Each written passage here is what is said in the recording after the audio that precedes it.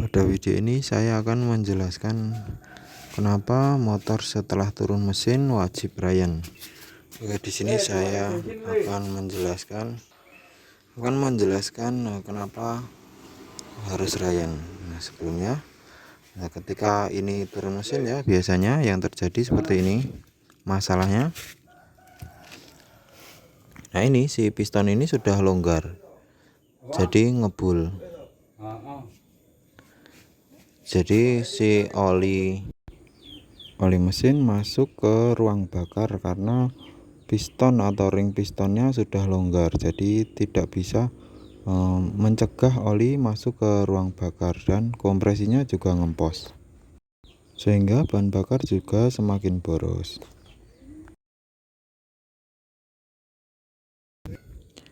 Jadi harus diganti piston yang lebih besar ya. Nah, di sini ada ini buring ya. Ini rumah piston ini. Nah, ini kalau oversize-nya masih kecil, ini bisa dibesarkan dan ganti piston yang lebih besar.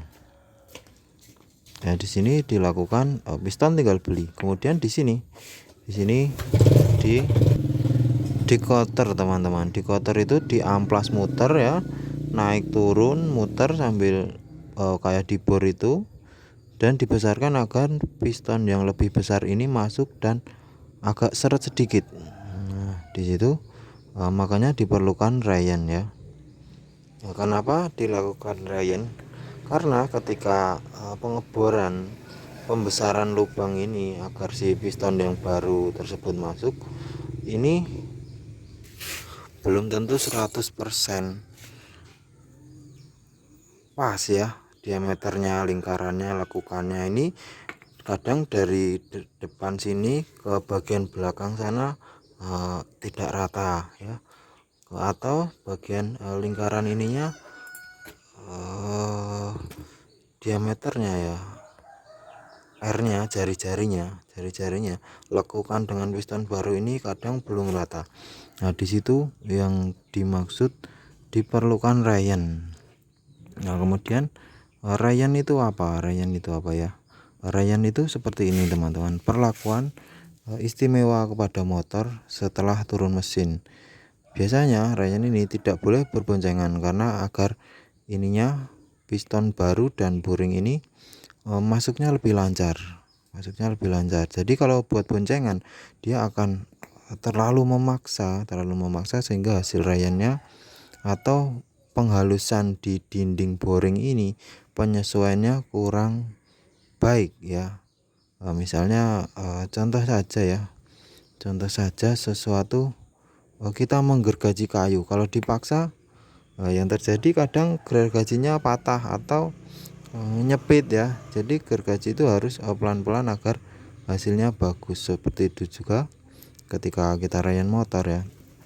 Dilakukan jangan boncengan dulu, kalau jalan jangan kenceng dulu karena ini masih penyesuaian posisi lubangnya agar maju mundurnya ini presisi ya, lebih presisi dibandingkan dengan tidak dirayen.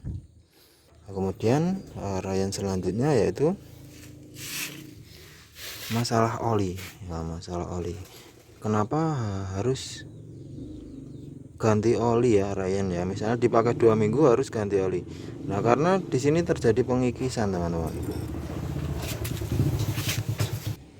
karena pada dinding-dinding ini terjadi pengikisan sehingga ada gram kecil-kecil banget teman-teman. Maka dari itu harus dilakukan penggantian oli setelah rayen 2 minggu atau 1 minggu ya, agar kemudian si besi-besi patahan dari ini, maksudnya hasil pengikisan dari boring ini tidak mengganggu proses rayen selanjutnya.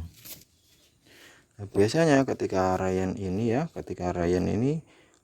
kalau digas kecil akan mati karena di sini disetel seret ya, disetel pas banget, sehingga ketika rayennya jadi nanti langsam kecil sudah tidak mati. Nah, itu ciri-ciri langsamnya rayennya sudah jadi, maaf ya.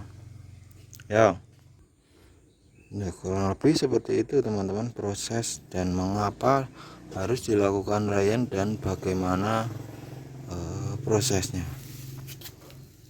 Oke teman-teman, semoga bermanfaat ya tutorial ini. Terima kasih sudah menyimak dan sampai jumpa lagi di video yang berikutnya.